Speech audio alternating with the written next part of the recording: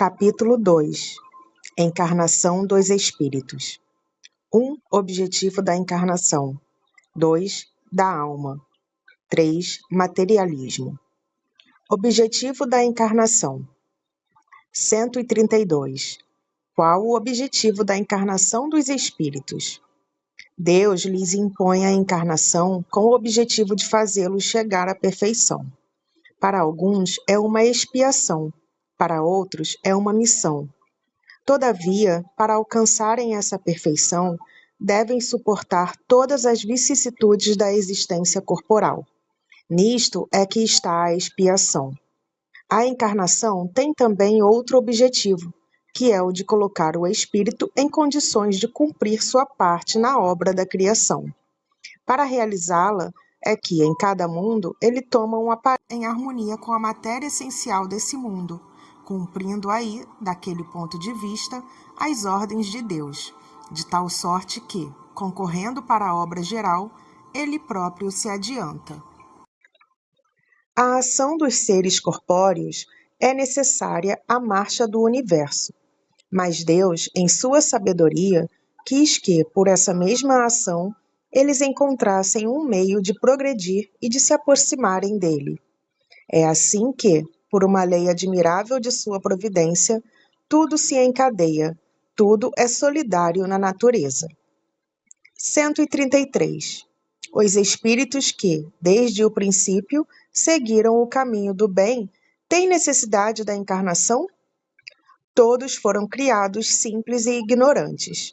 Instruíram-se nas lutas e tribulações da vida corporal. Deus, que é justo, não poderia fazer a alguns felizes, sem dificuldades e sem trabalho, e por conseguinte sem mérito. Mas então, de que serve aos espíritos terem seguido o caminho do bem, se isso não os isenta das dificuldades da vida corporal? Eles alcançam mais depressa o objetivo. Aliás, as dificuldades da vida, frequentemente, são consequência da imperfeição do espírito. Quanto menos tenha de imperfeições, menos tem de tormentos. Quem não é invejoso, nem ciumento, nem avarento, nem ambicioso, não terá os tormentos que nascem desses defeitos. Da alma. 134. Que é a alma? Um espírito encarnado. Que era a alma antes de se unir ao corpo? Espírito. As almas e os espíritos são, pois, identicamente a mesma coisa? Sim, as almas não são senão os espíritos. Antes de se unir ao corpo, a alma é um dos seres inteligentes que povoam o mundo invisível e que revestem temporariamente um envoltório carnal para se purificar e esclarecer. 135.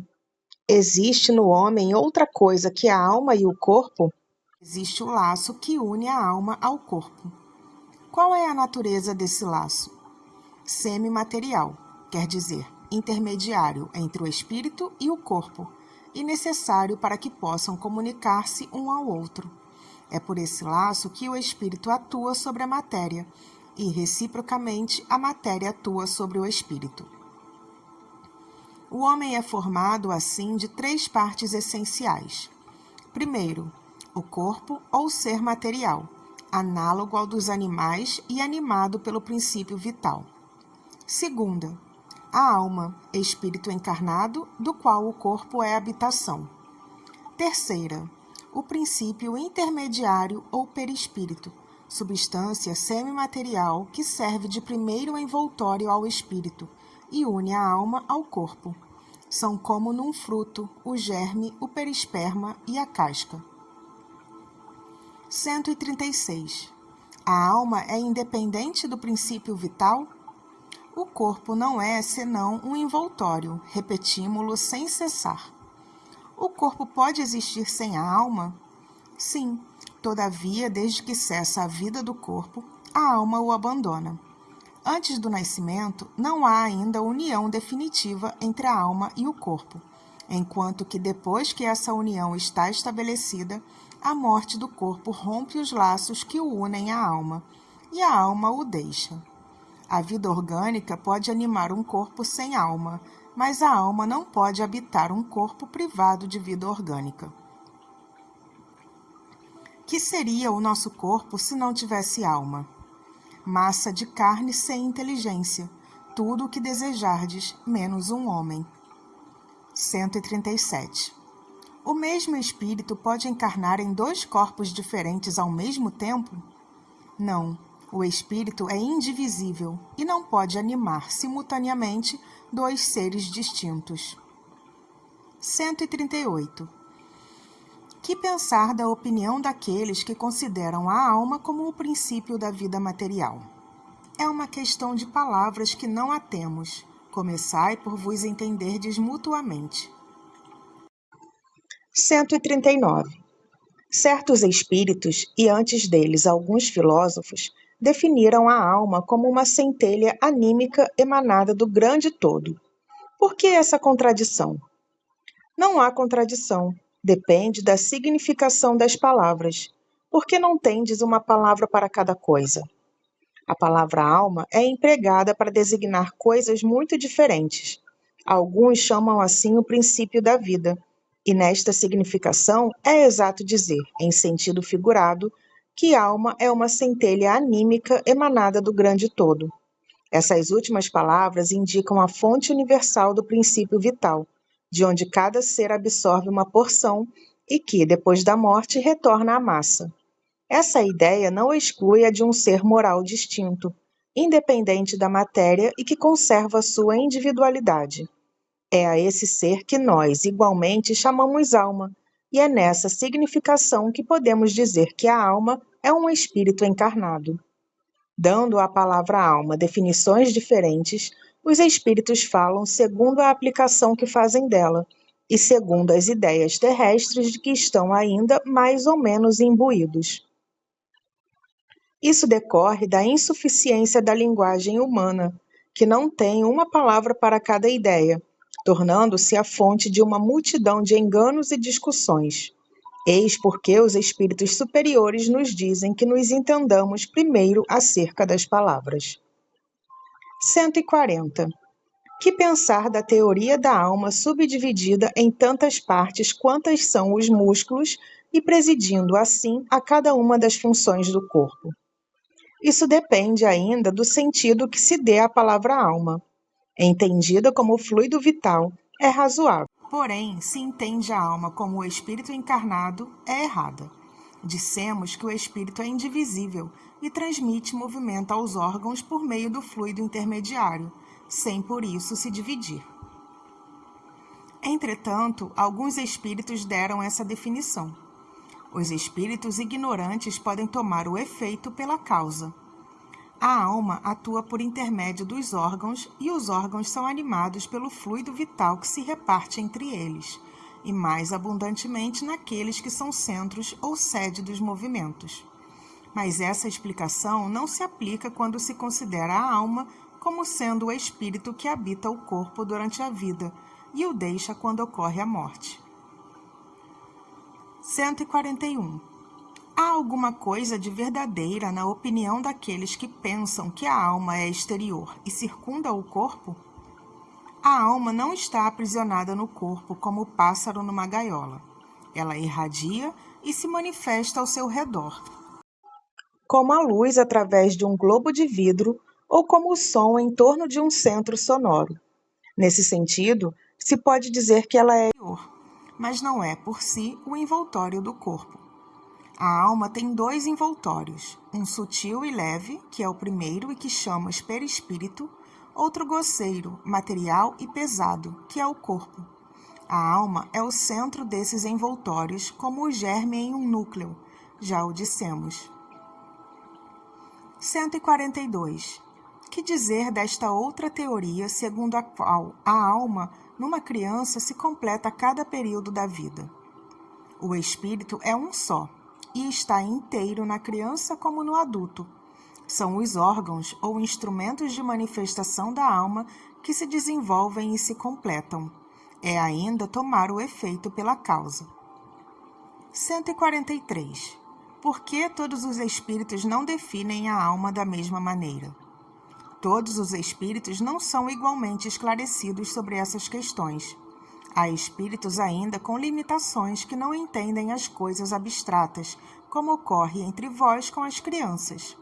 Há também espíritos pseudo-sábios que fazem desfile de palavras para se imporem, como ocorre ainda entre vós. Aliás, os próprios espíritos esclarecidos frequentemente podem se exprimir em termos diferentes que, no fundo, têm o mesmo valor, sobretudo quando se trata de coisas que a vossa linguagem é inadequada para exprimir claramente. Precisam de figuras, de comparações que tomais pela realidade.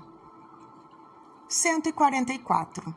Que se deve entender por alma do mundo?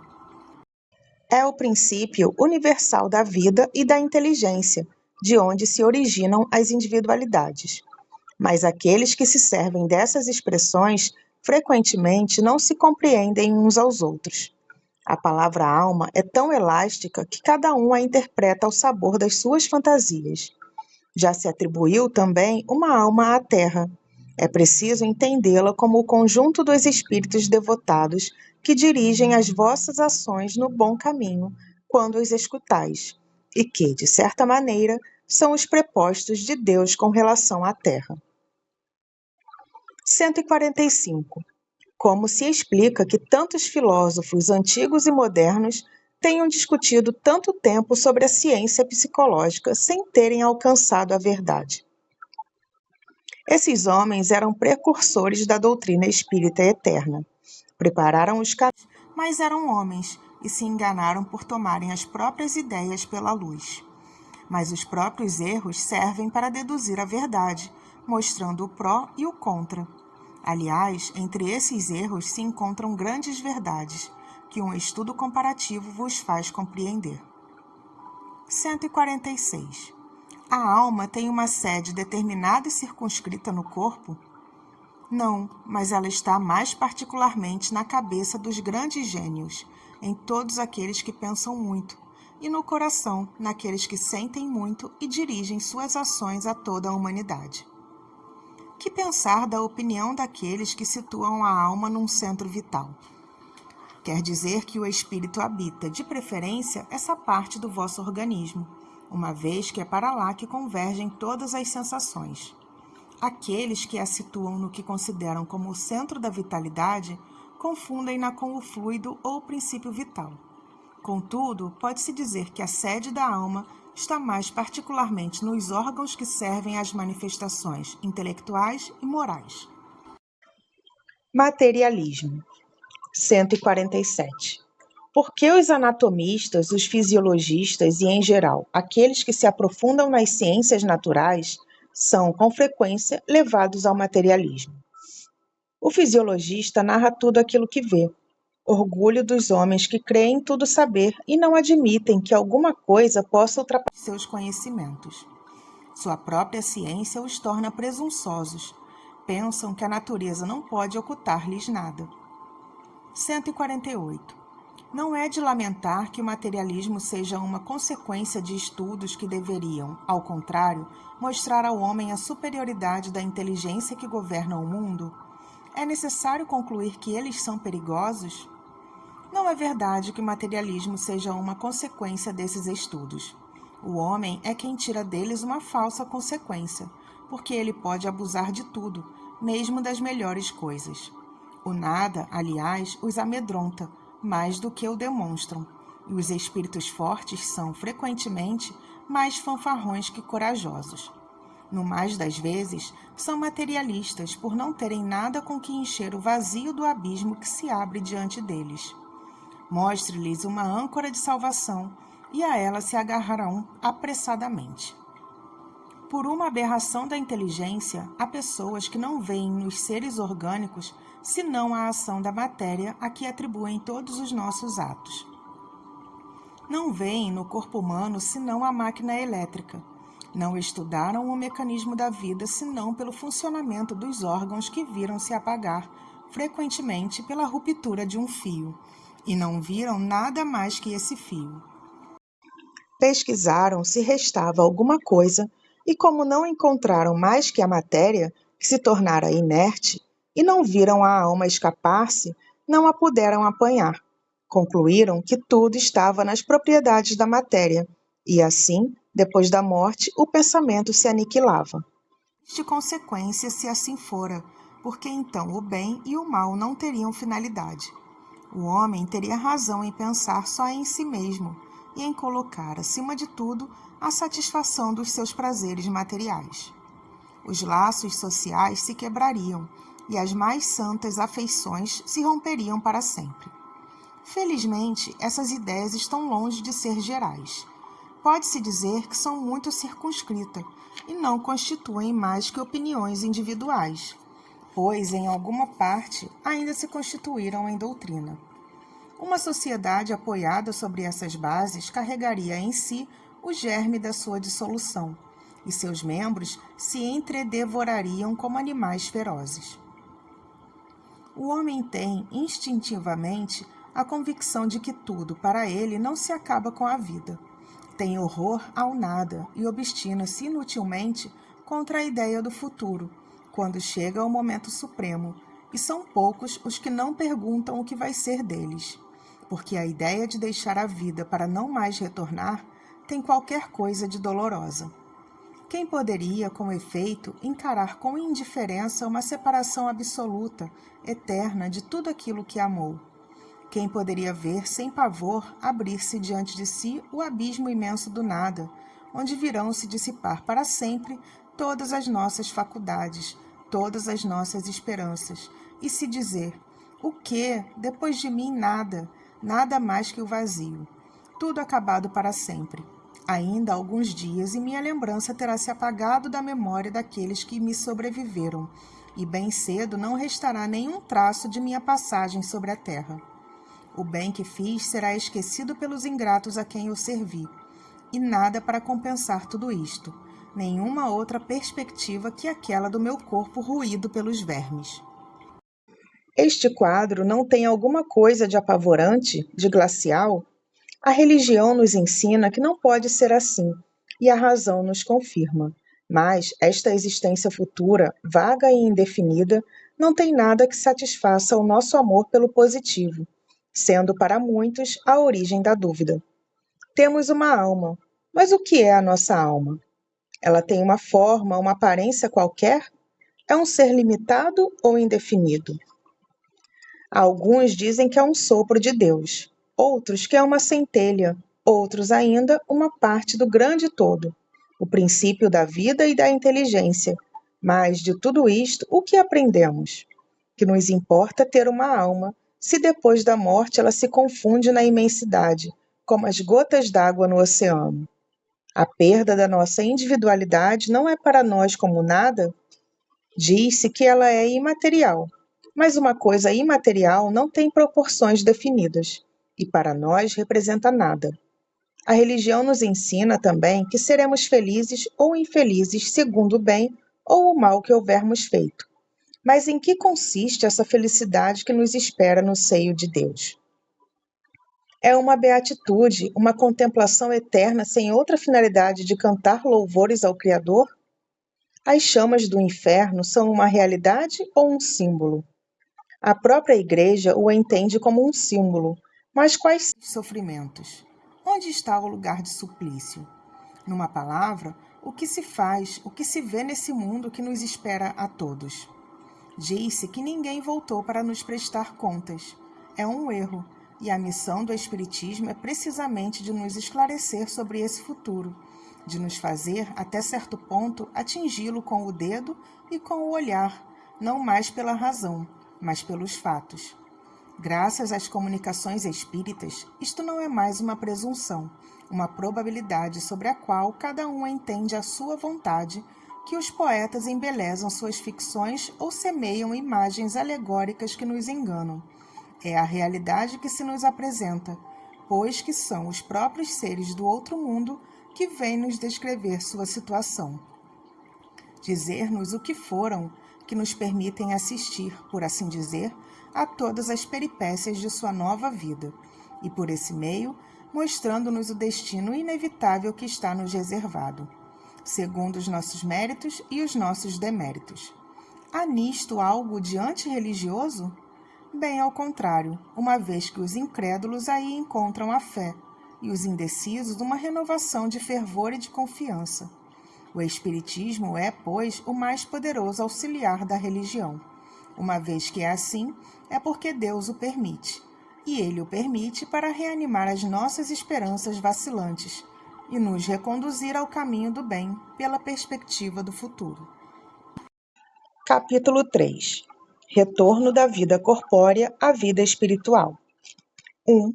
A alma depois da morte, sua individualidade. Vida eterna. 2. A separação da alma e do corpo, perturbação espírita. A alma depois da morte. 149. Em que se torna a alma no instante da morte? Volta a ser espírito, quer dizer, retorna ao mundo dos espíritos que deixou momentaneamente. 150. A alma depois da morte conserva a sua individualidade? Sim, não a perde jamais. Que seria ela se não a conservasse? Não tendo mais seu corpo material, como a alma constata a sua individualidade? Ela tem ainda um fluido que lhe é próprio, tomado da atmosfera de seu planeta e que representa a aparência de sua última encarnação, seu perispírito. A alma nada leva consigo deste mundo? Nada mais do que a lembrança e o desejo de ir para um mundo melhor. Essa lembrança é cheia de doçura ou de amargura, segundo o emprego que fez da vida. Quanto mais pura, mais compreende a futilidade do que deixa sobre a terra. 151. Que pensar da opinião que, após a morte, a alma retorna ao todo universal? O conjunto dos espíritos não forma um todo? Não é todo um mundo? Quando estás numa assembleia, és parte integrante dessa assembleia, e, todavia, tens sempre a tua individualidade. 152. Que prova poderemos ter da individualidade da alma após a morte? Não tendes esta prova pelas comunicações que obtendes? Se não fosseis cegos, veríeis. Se não fosseis surdos, ouviríeis, pois, frequentemente, uma voz vos fala, revelando a existência de um ser fora de vós.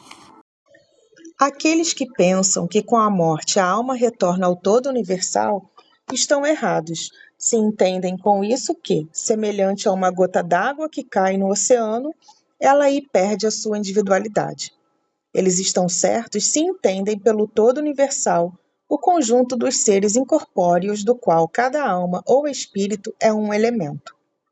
Se as almas estivessem confundidas na massa, não teriam senão as qualidades do conjunto e nada as distinguiria umas das outras. Elas não teriam nem inteligência, nem qualidades próprias, ao passo que, em todas as comunicações, elas acusam a consciência do seu eu e uma vontade distinta. A infinita diversidade que apresentam durante todas as comunicações é a consequência mesma das individualidades. Se não houvesse, após a morte, senão isto que chamam o grande todo, absorvendo todas as individualidades, este todo seria uniforme, e desta maneira, todas as comunicações que se recebesse do mundo invisível seriam idênticas. Uma vez que aí se encontram seres bons e outros maus, sábios e ignorantes, felizes e infelizes, alegres e tristes, levianos e sérios, etc. É evidente que são seres distintos. A individualidade se mostra mais evidente quando esses seres provam sua identidade por sinais incontestáveis, por detalhes pessoais relativos à sua vida terrestre e que podem ser constatados. Ela não pode ser colocada em dúvida quando se mostram visíveis nas aparições. A individualidade da alma nos era ensinada em teoria como um artigo de fé. O Espiritismo a torna patente e, de certo modo, material.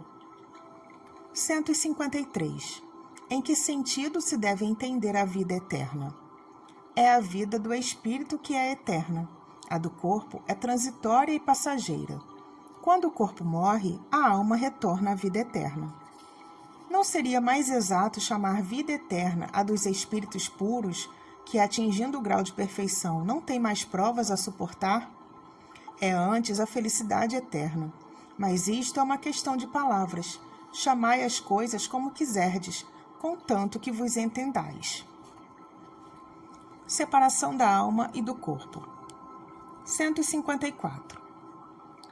A separação da alma e do corpo é dolorosa? Não, o corpo sofre frequentemente mais durante a vida que no momento da morte. Neste, a alma não toma parte. Os sofrimentos que experimenta, algumas vezes no momento da morte, são um prazer para o espírito, que vê chegar ao fim do seu exílio. Na morte natural, que chega por esgotamento dos órgãos, em consequência da idade, o homem deixa a vida sem o perceber. É uma lâmpada que se apaga por falta de alimentação. 155. Como se opera a separação da alma e do corpo? Rompidos os laços que a retinham, ela se liberta. A separação se opera instantaneamente por uma transição brusca? Há uma linha de demarcação bem nítida entre a vida e a morte? Não, a alma se liberta gradualmente e não escapa como um pássaro cativo que ganha subitamente a liberdade. Esses dois estados se tocam e se confundem. Assim, o espírito se libera pouco a pouco de seus laços. Os laços se desatam, não se quebram. Durante a vida, o espírito se liga ao corpo por seu envoltório semimaterial ou perispírito. A morte é apenas a destruição do corpo, e não desse segundo envoltório que se separa do corpo quando cessa neste a vida orgânica. A observação prova que no instante da morte, o desligamento do perispírito não se completa subitamente. Ele não opera senão gradualmente e com uma lentidão que varia muito segundo os indivíduos. Para alguns, ele é muito rápido, e pode-se dizer que o momento da morte é aquele do desligamento algumas horas após. Para outros, aqueles, sobretudo, cuja vida foi toda material e sensual, o desligamento é muito menos rápido e dura algumas vezes dias, semanas e mesmo meses, o que não implica existir no corpo a menor vitalidade, nem a possibilidade de um retorno à vida, mas uma simples afinidade entre o corpo e o espírito, afinidade que está sempre em razão da preponderância que, durante a vida, o espírito deu à matéria. Com efeito, é racional conceber que quanto mais o espírito se identifica com a matéria, mais ele sofre ao se separar dela, ao passo que a atividade intelectual e moral, a elevação dos pensamentos, operam um começo de libertação mesmo durante a vida do corpo, e quando chega à morte, ela é quase instantânea. Tal é o resultado dos estudos feitos sobre todos os indivíduos observados no momento da morte. Essas observações provam ainda que a afinidade persistente entre a alma e o corpo, em certos indivíduos, é algumas vezes muito penosa, porque o espírito pode experimentar o horror da decomposição. Este caso é excepcional e particular a certos gêneros de vida e a certos gêneros de morte. Ele se apresenta entre alguns suicidas. 156. A separação definitiva da alma e do corpo pode ocorrer antes da cessação completa da vida orgânica? Algumas vezes, na agonia, a alma já deixou o corpo e não há mais que a vida orgânica. O homem não tem mais consciência de si mesmo e, entretanto, lhe resta ainda um sopro de vida. O corpo é uma máquina que o coração movimenta. Existe enquanto o coração faz circular o sangue nas veias, e para isso não necessita da alma. 157. No momento da morte, a alma tem algumas vezes uma inspiração ou êxtase que lhe faça entrever o mundo em que vai entrar? Frequentemente, a alma sente se desatarem os laços que a ligam ao corpo. Ela faz então todos os seus esforços para romper inteiramente. Já em parte desligada da matéria, vê o futuro se desenrolar diante dela e alegra-se por antecipação da situação de espírito. 158. O exemplo da lagarta que primeiro rasteja sobre a terra, depois se encerra em sua crisálida sob uma morte aparente, para renascer numa existência brilhante, pode nos dar uma ideia da vida terrestre depois do túmulo e, finalmente, de nossa nova existência? uma ideia restrita. A imagem é boa, mas é necessário não tomá-la ao pé da letra, como sempre o fazem. 159. Que sensação experimenta a alma no momento em que se reconhece no mundo dos espíritos? Depende. Se fizeste o mal com o desejo de fazê-lo, no primeiro momento envergonhar-te-ás de tê-lo feito. Para o justo é bem diferente. Ele se sente como aliviado de um grande peso, pois não teme nenhum olhar perquiridor. 160. O espírito reencontra imediatamente aqueles que ele conheceu sobre a terra e que morreram antes dele? Sim, segundo a afeição que lhes tinha e a que tinham por ele. Frequentemente, eles o vêm receber em sua volta ao mundo dos espíritos e ajudam a libertá-lo das faixas da matéria. Reencontra também a muitos que havia perdido de vista em sua permanência sobre a terra. Vê aqueles que estão na erraticidade, aqueles que estão encarnados e os vai visitar. 161. Na morte violenta e acidental, quando os órgãos não estão ainda enfraquecidos pela idade ou pelas doenças, a separação da alma e a cessação da vida ocorrem simultaneamente? Geralmente é assim, mas em todos os casos o instante que os separa é muito curto. 162. Após a decapitação, por exemplo, o homem conserva por alguns instantes a consciência dele mesmo? Frequentemente, ele a conserva por alguns minutos, até que a vida orgânica esteja completamente extinta. Mas, muitas vezes, também a expectativa da morte lhe faz perder esta consciência antes do instante do suplício. Trata-se aqui da consciência que o supliciado pode ter de si mesmo, como homem e por intermédio dos órgãos, e não como espírito. Se não perdeu esta consciência antes do suplício, pode conservá-la por alguns instantes, que são de breve duração e que cessa necessariamente com a vida orgânica do cérebro, o que não quer dizer que o perispírito esteja inteiramente desligado do corpo. Ao contrário, em todos os casos de morte violenta, quando ela não resulta da extinção gradual das forças vitais, os laços que prendem o corpo ao perispírito são mais tenazes. O desligamento completo é mais lento. Perturbação espírita. 163. A alma, deixando o corpo, tem imediata consciência de si mesma? Consciência imediata não é bem o termo. Ela passa algum tempo em estado de perturbação. 164. Todos os espíritos experimentam no mesmo grau e durante o mesmo tempo a perturbação que se segue à separação da alma e do corpo? Não. Isso depende da elevação de cada um.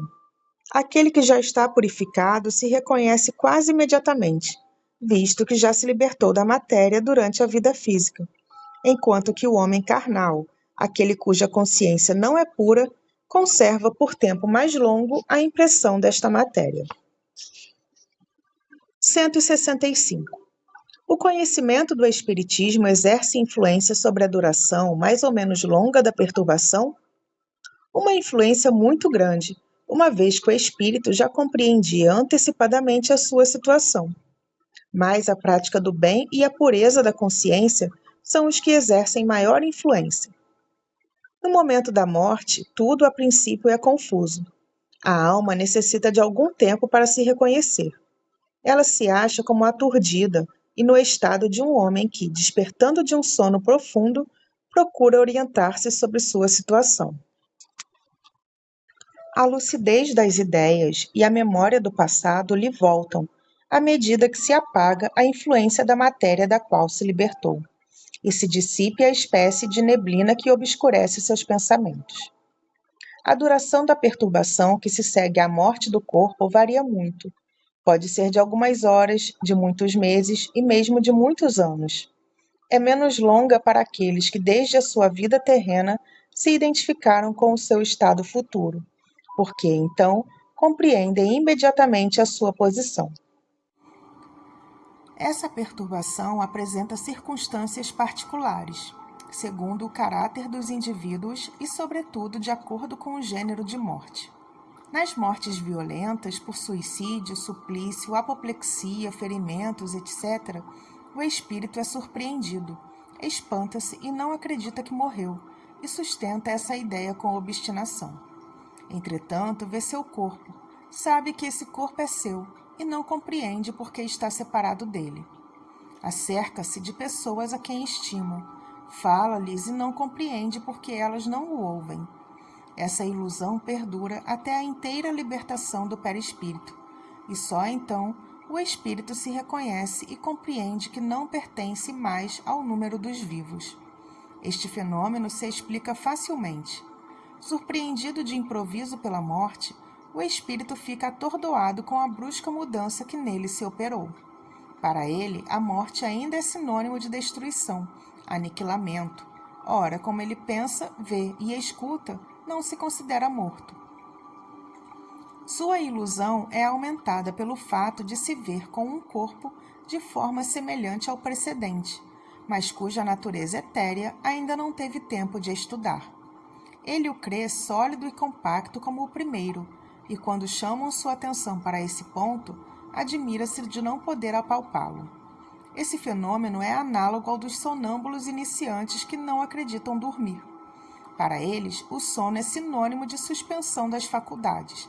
Ora, como pensam e veem, julgam que não dormem. Certos espíritos apresentam essa particularidade, embora a morte não lhes tenha chegado inesperadamente. Todavia, é sempre mais generalizada naqueles que, apesar de doentes, não pensam em morrer. Vê-se, então, o singular espetáculo de um espírito assistindo aos próprios funerais, como se fora um estranho, e deles falando como de uma coisa que não lhe dissesse respeito, até o momento em que compreende a verdade. A perturbação que se segue à morte nada tem de penosa para o homem de bem. É calma e em tudo semelhante à que acompanha um despertar tranquilo. Para os que não têm a consciência pura, ela é cheia de ansiedade e de angústias, que aumentam à medida que ela se reconhece. Nos casos de morte coletiva, tem-se observado que todos os que perecem ao mesmo tempo nem sempre se revêem imediatamente. Na perturbação que se segue à morte, cada um vai para o seu lado, ou se preocupa apenas com aqueles que lhe interessam.